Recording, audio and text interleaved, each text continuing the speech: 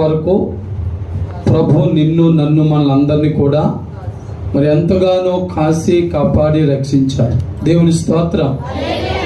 మరి మరలా ఆదివారం అంటూ వస్తే ఫిబ్రవరి నెల 1వ తారీఖు మొదటి ఆదివారం వస్తారు. ప్రభు బల్ల ఆరాధన, మరి సంఘ భోజనాలు, కార్యక్రమాలు మరలా మొదలైపోతాయి. హల్లెలూయా. కనుక ప్రియులారా, మరి జనవరి నెల 2026వ సంవత్సరంలో మరి ఈ నెలలో ఎంతమంది ఏ రీతిగా ఆశీర్వదించబడ్డారో ప్రశ్నించుకుందాం. మరి నిజంగా అనేక విషయాల్లో దేవుడు మనకు ఎంతో ఆయుష్నిచ్చారు, ఆరోగ్యమునిచ్చారు. అలాగే మరి ఈ లోకములో ఇంకా మనకు కావలసిన ఎన్నెన్నో ఆర్థిక ఇబ్బందులు ఉన్నాయి, లోటులు ఉన్నాయి, కొదులు ఉన్నాయి. మరి ఇంకా మనకు ఒక 6 దినాలు, మరలా ఆదివారం వరకు 6 దినాలు మన మధ్యలో ఉన్నాయి. కనుక మరి 6 దినాల్లో కూడా మనం ఆశీర్వాదాలు పొందాలి. హల్లెలూయా. కనుక మరి నా నోటి మాటలే కాకుండా పరిశుద్ధ గ్రంథం ఏమని చదివిస్తుందో, ప్రభు అయిన యెహోవా యేసుక్రీస్తు వారు మరి ఏ రీతిగా పలుకుచున్నారో ఒకసారి వాక్యాన్ని చూద్దాం. ఈ కృపావార్త వర్తమానాలకి మన ధ్యాన వాక్యముగా సంఖ్యాకాండము 6వ అధ్యాయము 21 నుంచి 26 వచనాలు స్పష్టంగా అందరికి అర్థమయ్యేలాగా ఒకే ఒకరు చదవాలని కోరుచున్నాను. 22వ వచనం, 22, 23, 24, 25, 26. యెహోవా మోషేకు ఇలాగూ సెలవిచ్చెను, నీవు అహరోనుతోను అతని కుమారులతోను ఇలాగనుము, మీరు ఇశ్రాయేలీలను ఇలాగూ దీవింపవలెను. యెహోవా నిన్ను ఆశీర్వదించి నిన్ను కాపాడును గాక. యెహోవా నీకు తన సన్నిధిని ప్రకాశింపజేసి నిన్ను కరుణించును గాక. యెహోవా నీ మీద తన సన్నిధి కాంతి ఉదయింపజేసి నీకు సమాధానము కలుగుజేయును గాక. అట్లు వారు ఇశ్రాయేలీయుల మీద నా నామమును ఉచ్చరించుట వలన నేను వారిని ఆశీర్వదించెదను. దేవుని స్తోత్రం. హల్లెలూయా, హల్లెలూయా. ప్రియులారా, ఈ చక్కని వాక్య భాగము మరి ప్రభువైన యెహోవా మోషేతో మాట్లాడుచున్న మాటలు. మరి ఎవరి నిమిత్తము మాట్లాడుచున్నాడు అంటే, ఇశ్రాయేలు ప్రజలు ఆశీర్వదించబడాలన్నది ప్రభు కోరిక. దేవుని స్తోత్రం. అనగా తన ప్రజలైన వారు, తన సొత్తైనటువంటి వారు కష్టాలతోనో, బాధలతోనో, వ్యాధులతోనో, శోధనలతోనో, సమస్యలతోనో ఉండాలన్నది దేవుని ఉద్దేశం కాదు. మరి ఇక్కడ జాగ్రత్తగా మీరు గమనిస్తే, పరలోకపు దేవుని ఆశీర్వాదాలు భూలోకములో ఉన్న ప్రజల మీద కలగాలంటే, ప్రజల మీదకి రావాలంటే అక్కడ ప్రభువారు చిన్న విషయాన్ని చెప్పాడు. ఏంటా విషయం అంటే, యాజకులైనటువంటి అహరోను కుమారులు కూడా ఏం చేయాలంటున్నాడు? ఈ ఆశీర్వాదపు వచనాలు ఎవరి మీద? ఇశ్రాయేలు ప్రజల మీద పలకాలి. దేవుని స్తోత్రం.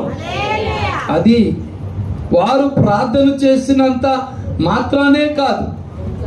చాలా మంది తెలియక ఏమనుకుంటారంటే, మరి పాస్టర్ గారిని మర్చిపోతారు, పాస్టర్ గారిని మర్చిపోతారు సాక్ష్యాల్లో.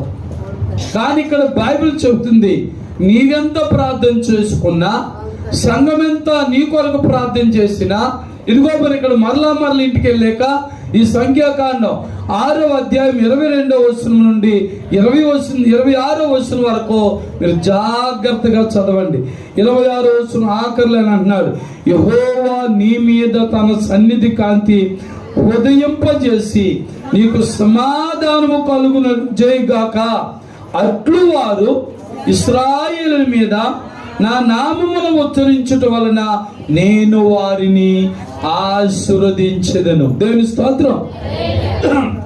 మరి ప్రజలు, ఇశ్రాయేలు ప్రజలు ఆశీర్వదించబడాలంటే యాజకులైన వారు, సేవకులైన వారు, దావీదులైన వారు వారిని యేసు నామములో వారిని దీవించాలని.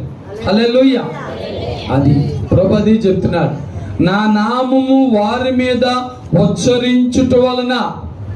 చూసారా, దేవుడు మిమ్మల్ని దీవించుగాక, దేవుడు మీకు శాంతి సమాధానం ఇచ్చుగాక, దేవుడు మిమ్మల్ని ఆశీర్వదించుగాక అని దైవజనుడు పలికినప్పుడే నీ ప్రార్థన ఫలించి నీ కుటుంబ ఆశీర్వాదాలన్నీ కూడా సమృద్ధిగా కలుగుతాయండి. హల్లెలూయా. అదే చెప్పాడు మోషేతో, నీవు ఈ మాటలు అహరోను కుమారుడికి చెప్పు, నా బిడ్డలు ఆశీర్వదించబడినట్లుగా, అనగా ఇశ్రాయేలు ప్రజలు ఆశీర్వదించబడినట్లుగా, వారు దీవించబడినట్లుగా, వారి కష్టాలు వారి బాధలు తొలగిపోయినట్లుగా, నా సన్నిధి కాంతి వారి మీద ఉండునట్లుగా నా నామం వారి మీద ఉచ్చరించవలెను. హల్లెలూయా. ఎంత గొప్ప దేవుడండి. మరి నిన్ను నన్ను కూడా మరి దేవుడు దీవించడానికి ఎంతో ఇష్టపడతా ఉన్నారు. మరి 2026 సంవత్సరంలో మరి ఆయన చక్కని మాట, మరొక మాట 24 వచనం, యెహోవా నిన్ను 24 వచనం, యెహోవా నిన్ను ఆశీర్వదించి నిన్ను కాపాడును గాక. దేవుని స్తోత్రం. అదేంటి దేవుని ఆశీర్వాదం. దేవుని సేవకుడు నీ కొరకు ప్రార్థించినప్పుడు, నీ సమస్యల కోసం, నీ కష్టముల కోసం, నీ వ్యాధుల కోసం, నీ లోటుల కోసం, మరి ఇదిగో దావీదునుడు దేవుని నామాన్ని నీ మీద ఉచ్చరించి మరి నీ కొరకు ప్రార్థించినప్పుడు దేవుడు 2 ప్రత్యేకమైన మాటలు చెప్పాడు. ఒకటి, నీ యెహోవా నిన్ను ఆశీర్వదిస్తాడు. రెండోది, యెహోవా నిన్ను కాపాడుతాడు. హల్లెలూయా. మరి నిజంగా మరి 2026వ సంవత్సరం మొదటి నెల జనవరి మొదటి ఆదివారం నుండి మరి శివరాదివారం వరకు కూడా దేవాతి దేవుడు నిన్ను నన్ను కాపాడారు. హల్లెలూయా. ఆయనే గాని మరి నిన్ను నన్ను కాపాడి ఉండకపోతే ఈ రోజు వరకు కూడా మనం బ్రతుకుండేవారము కాదు పిల్లరా, మనం బ్రతుకుండేవారు కాదు. మరి ఆయన మన ఎడల గొప్ప ప్రణాళిక కలిగి ఉన్నాడు. మరి నీవు నేను కూడా ఆయుష్ కలిగి ఆరోగ్యం కలిగి మనం ఉన్నామంటే పిల్లరా, దేవుడు మన ఎడల గొప్ప ప్రణాళిక కలిగి ఉన్నాడు. మర్చిపోకండి. నేను బ్రతుకున్నానంటే ఇది నా యొక్క అదృష్టం అనుకోవద్దు. నేను బ్రతుకున్నానంటే ఇది నా గొప్పతనం అనుకోవద్దు పిల్లరా. ఆయుష్ ఇచ్చేవాడు దేవుడు. ఎవరండి ఆయుష్ ఇచ్చేవాడు? దేవుడు. దేవుడే కానీ మనకు ఆయుష్ ఇవ్వకపోతే ఈ లోకంలో మనం బ్రతకలేమండి. ధనం ఉంది, బలం ఉంది, బలగం ఉంది, మరి ఎంత ఉన్నా సరే బైబిల్ చెబుతుంది, ఒకడు ఏ విధము చేతనైనను తన సహోదరుని రక్షింపజాలడు. హల్లెలూయా. కష్టాలలోనైనా, వ్యాధుల్లోనైనా, బాధల్లోనైనా చాలా మంది అనుకుంటారు, నాకేంటి చాలా మంది బలగం ఉన్నారు, చాలా మంది బంధువులు మిత్రులు ఉన్నారు, మరి వారు నేను ఒక ఫోన్ కాల్ చేస్తే అందరూ కూడా వచ్చి వాలిపోతారు అనుకుంటారు. వాలిపోవచ్చు, మంచిదే, వాలిపోవచ్చు. లేకపోతే నాకేంటి, నేను చిన్న ఫోన్ చేస్తే లక్షలు లక్షలు తెచ్చి నా ముందు పెట్టేవారు నాకు ఉన్నారు అనుకోవచ్చు. పెట్టవచ్చు, మంచిదే, దేవుని స్తోత్రం. నాకేంటి చాలా బలం ఉంది, నా బలముతో ఏదైనా చేయొచ్చు అనుకునే వారు కొంతమంది ఉంటారు. నీకు బలం ఉండొచ్చు, కానీ బైబిల్ చెప్తున్న మాట, నీ అవసరతలో, నీ అక్కరలో, నీ లోటులో, నీ కొదువులో, నీకు ఆపద వచ్చినప్పుడు, నీ కష్టం వచ్చినప్పుడు, నీకు ప్రాణాపాయం వచ్చినప్పుడు నీ బలము నిన్ను కాపాడలేదు, నీ ధనము నిన్ను కాపాడలేదు, నీ బలగము నిన్ను కాపాడలేదు. కానీ మరి బైబిల్ చెప్తున్న మాట, ఈ 24వ వచనంలో రాయబడిన మాట, యెహోవా నిన్ను కాపాడును గాక. హల్లెలూయా. మన బ్రతుకులను, మన జీవితములను కాపాడువాడు దేవుడు ఒక్కడే. ఆయనే కాపాడువాడు కనుక ఆయన యందు మనం భయభక్తులు కలిగి ఉండినప్పుడు దైవజనుడు దేవుని నామాన్ని మీ మీద ఉచ్చరించినప్పుడు దేవుడు వారి మీద దేవుని సన్నిధి కాంతిని ఉదయింపజేసి వారికి కావలసిన ఆశీర్వాదాలు, వారికి కావలసిన కాపుదల దేవుడిచ్చి వారిని నడిపించడానికి సిద్ధంగా ఉన్నారు. దేవుని స్తోత్రం. హల్లెలూయా. చూద్దాం మరి 20 కీర్తన గ్రంథము నుంచి 4వ అధ్యాయం 6వ వచనం కూడా చదువుదాం. కీర్తన గ్రంథము నుంచి 4వ కీర్తన 6వ వచనం. అమ్మా, నాకు మేలు చూపువాడెవడని పలుకువారు అనేకులు.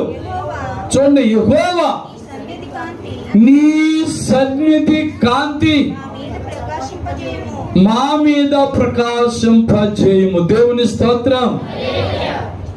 చాలా మంది ఏమంటున్నారు, మమ్మల్ని కాపాడువారు ఎవరు, మమ్మల్ని రక్షించువారు ఎవరు, కానీ ఎవరు లేరు అంటున్నాడు. ప్రభువా, నాకు చెప్పుకోవడానికి చాలా మంది ఉన్నారు, కానీ నా అవసరతలో, నా అక్కర్లో, నా లోటులో, నా కొదులో నన్ను కాపాడువారు ఎవరు లేరు కనుక నీ సన్నిధి కాంతి నా మీద ప్రకాశింపనీయము. దేవుని స్తోత్రం. హల్లెలూయా. దేవుని బిడ్డలారా, దేవుని సన్నిధి కాంతి మరి నీ మీద, నా మీద ప్రకాశించినప్పుడు మన బ్రతుకుల్లో, మన గృహములో, మన కుటుంబములో, మన వ్యాపారములో, మన ఉద్యోగాల్లో, మనం చేస్తున్న పనిపాట్లో, మన కష్టార్జితములో మనకున్నటువంటి చీకటంతా తొలగిపోతుంది. హల్లెలూయా. హల్లెలూయా. ఎందుచేత నీలో ఉన్న భక్తిని బట్టి, నీలో ఉన్న విశ్వాసాన్ని బట్టి, నీలో ఉన్న ప్రార్థన జీవితాన్ని బట్టి దేవుని యొక్క సన్నిధి కాంతి నీ మీద ఉద్భవించింది. దేవుని స్తోత్రం. మరి నీ మీద ప్రకాశించింది, మరి నీ మీదకు అది దిగువచ్చింది. దేవుని స్తోత్రం. అందుచేత మనము దేవుణ్ణి నమ్ముకోవాలి. మనుషులు కాదు, లోకాన్ని కాదు, లోకులు కాదు, ధనాన్ని కాదు, బలాన్ని కాదు, బలగాన్ని కాదు, కానీ దేవుని నమ్ముకోవాలి. దేవుని విడిచిపెట్టిన దినములన్నిట కూడా ఇశ్రాయేలు ప్రజలు ఎన్నో శోధనలు పడ్డారు, ఎన్నో కష్టాలు పడ్డారు, ఎన్నో ఆర్థిక ఇబ్బందులు పడ్డారు. సరైన తిండి లేదు, సరైన బట్ట లేదు, ఉండడానికి సరైన నీడ కూడా లేదు వారికి. కానీ గుర్తొచ్చింది, కీర్తనకాడు అంటాడు, వారు తమ కష్టకాలమందు యెహోవాకు మొరపెట్టిరి. దేవుని స్తోత్రం. ఏ టైం వచ్చినప్పుడు? వారి కష్టకాలములో. దేవుని బిడ్డలారా, ప్రభు అది కోరుకోవడం లేదు. మరి నీవు నేను కూడా అలాంటి కష్టాలు వచ్చినప్పుడే ప్రభు దగ్గర రమ్మని, ఆ కష్టాలు వచ్చినప్పుడే ప్రార్థన చేయమని అంటలేదు. నువ్వే స్థితిలో ఉన్నావో ఆ స్థితిలో నుంచే దేవునికి ప్రార్థన చేయాలి. హల్లెలూయా. నువ్వు ఆరోగ్యం కలిగి ఉన్నావా, ఆ స్థితిలో నుండి దేవుని ప్రార్థన చేయాలి. నువ్వు ఆస్తి కలిగి ఉన్నావా, ఆ స్థితిలో నుండి దేవుని ప్రార్థన చేయాలా. మంచి ఉద్యోగం కలిగి ఉన్నావా, ఆ స్థితిలో నుండి దేవుని ప్రార్థన చేయాలా. మంచి వ్యాపారం కలిగి ఉన్నావా, ఆ స్థితిలో నుండి దేవుని ప్రార్థన చేయాలి. మంచి రాబడి ఉందా, పాడి పంటలు ఉన్నాయా, మరి ఆ స్థితిలో నుండి దేవుని స్తుతించాలి, ప్రార్థించాలి. హల్లెలూయా. మనం అనుకుంటాం, నాకు ఉద్యోగం ఉంది, దేవునితో పని ఉందిలే, వ్యాపారం ఉంది, దేవునితో పని ఏంటిలే, పాడి పంటలు ఉన్నాయి, దేవునితో పని ఏంటిలే, మంచి ఆరోగ్యం ఉంది, దేవునితో పని ఏంటిలే అనుకుంటా. ఇవన్నీ కూడా ఒకనొక రోజున మనకు దూరం అయిపోతాయి. అవి స్థిరము కాదు, అవి మనకి శాశ్వతం కాదు. కాబట్టి అన్ని పోయిన తర్వాత దేవుని దగ్గరకు వచ్చి ప్రార్థన చేస్తాం. అది కాదు ప్రభు కోరుకునేది. మరి నీవు నేను ఆరోగ్యంగా ఉన్నప్పుడే, అన్నీ కలిగి ఉన్నప్పుడే మనము దేవుని దగ్గరకు వచ్చి ఆయన సన్నిధిలో మనం ప్రార్థన చేసినప్పుడు ఆయన సన్నిధి కాంతి మన మీద ప్రకాశించినప్పుడు ఇదిగో ఏ చీకటి కానీ, ఏ శోధనలు కానీ, ఏ కష్ట నష్టాలు కానీ, ఏ ఇబ్బందులు కానీ మన మీదకి రాకుండా కాపాడువాడు ఆయన. హల్లెలూయా. అందుకే అక్కడ ఆ 6వ వచనంలో అంటాడు, 4వ కీర్తన 6వ వచనం అన్నాడు. మళ్ళీ చదువుతల్లి, నాకు మేలు చూపువాడు ఎవడని పలుకువారు అనేకులు, యెహోవా నీ సన్నిధి కాంతి నా మీద ప్రకాశింపచేయుము. దేవుని స్తోత్రం. అలాగే 44వ కీర్తన 3వ వచనం కూడా చదువుదాం. 44వ కీర్తన 3వ వచనం, వారు చూడండి, వారు తమ ఖడ్గము చేత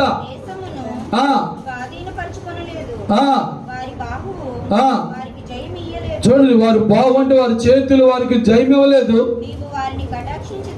అది నీవు వారిని కటాక్షించితివి గనుక నీ దయా దాక్షిణ్య, నీ దక్షిణ హస్తమే, నీ బాహువే, నీ ముఖ కాంతియే వారికి విజయము కలుగు చేశాను. దేవుని స్తోత్రం. మరి 44వ కీర్తనకారుడు 3వ వచనంలో చెప్తున్న గొప్ప మాట, మన ఖడ్గాలు గాని, మన బలము గాని, మన బాహువు గాని, మన చేతులతో మనం ఏమీ జయం పొందలేదట. దేవుడు మన మీద ప్రకాశింపజేసిన ఆయన సన్నిధి కాంతిని బట్టి మనం ఏం పొందామండి? ఇప్పుడు విజయము పొంది ఉన్నాం. వ్యాధుల మీదైనా, బాధల మీదైనా, కష్ట నష్టాల మీదైనా, మరి శోధన సమస్యలో మనం ఉన్న వాటి నుంచి మనం తప్పించబడి మరి 2026 సంవత్సరం మరి ఇదిగో మరి ఆ జనవరి ఆఖరి ఆదివారం వరకు మనం 25వ తారీఖు వరకు ఈ రీతిగా సజీవులుగా మనం ఉండగలిగామంటే అది దేవుని కృప. హల్లెలూయా, హల్లెలూయా. మరలా అపోస్తల కార్యాలు చూద్దాం. 2వ అధ్యాయం 28వ వచనం కూడా చదువుదాం పిల్లరా. అపోస్తల కార్యాలు 2వ అధ్యాయము 28వ వచనం చదువుదాం.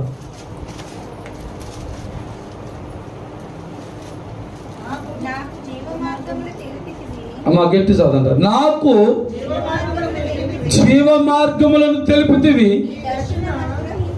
నీ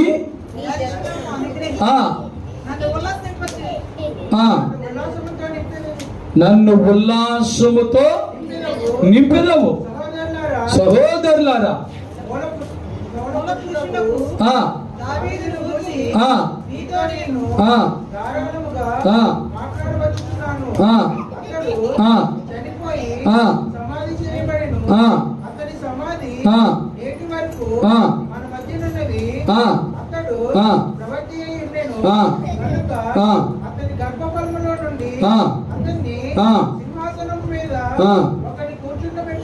దేవుని స్తోత్రం. హల్లెలూయా. సురా ఒకవేళ మనతోని ఆశీర్వాదాలు రాకపోతే అనుకోకండి. దావీదుని గురించి చెప్తున్నాడు. దావీదు చేసిన ప్రార్థనలు, దావీదు దేవుని మీద ఉంచిన విశ్వాసము, దేవుని యందు తను కలిగి ఉన్న భయభక్తులను బట్టి దావీదు తర్వాత కూడా తన బిడ్డల మీదకి ఆశీర్వాదం వచ్చింది. దేవుని స్తోత్రం. మనం చేస్తున్న ప్రార్థన మనతోనే ఆగిపోదు. ఆశీర్వాదాలు మన బిడ్డలకు, మన కుటుంబానికి, మన పాడి పంటలకు, మన యొక్క వ్యాపారానికి, మన ఉద్యోగానికి, మనం చేస్తున్న ప్రతి పనికి కూడా మరి తరతరాలు ఆశీర్వాదకరముగా ఉంటారు. దేవుని స్తోత్రం. హల్లెలూయా. అలాగే మరి 29వ కీర్తన 11వ వచనాన్ని కూడా చదువుదాం పిల్లరా. మరి 5 నిమిషాల టైం ఉంది. మరి 5 నిమిషాల్లో ఒక మాట చెప్పి ముగిస్తా.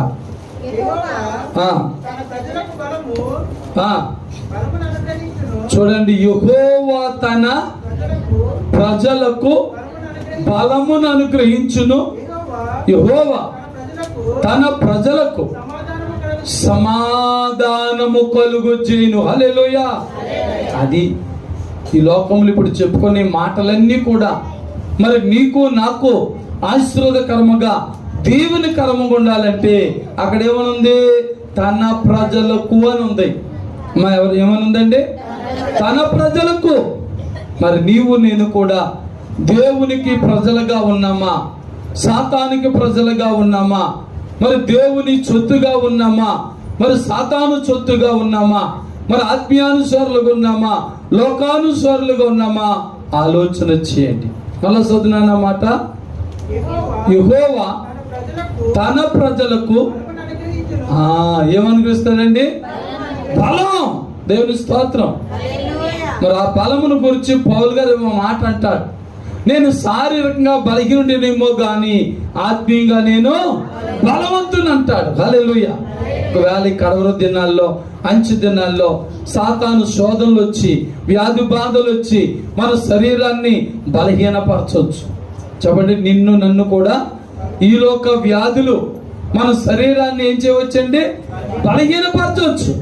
కానీ మన ఆత్మ ఎప్పుడు కూడా బలంగా ఉండాలి. హల్లెలూయా. బలంగా ఉండాలంటే దేవుని భయభక్తులు కలిగి ఉండాలి, ప్రార్థన జీవితం కలిగి ఉండాలి, క్రమంగా దేవుని సన్నిధికి రావాలి. మనమేమనుకుంటాం, నేను చాలా నీరసంగా ఉన్నానండి, బలహీనంగా ఉన్నానండి, రాలేనండి వేళకు అనుకుంటాం. అప్పుడే రావాలంట మనం. దేవుని స్తోత్రం. నీకు బలం కావాలంటే, శక్తి కావాలంటే ఇదిగో తన ప్రజలకైనా బలం ఇచ్చేవాడు, రెండోది సమాధానము కలుగజేవాడు. హల్లెలూయా.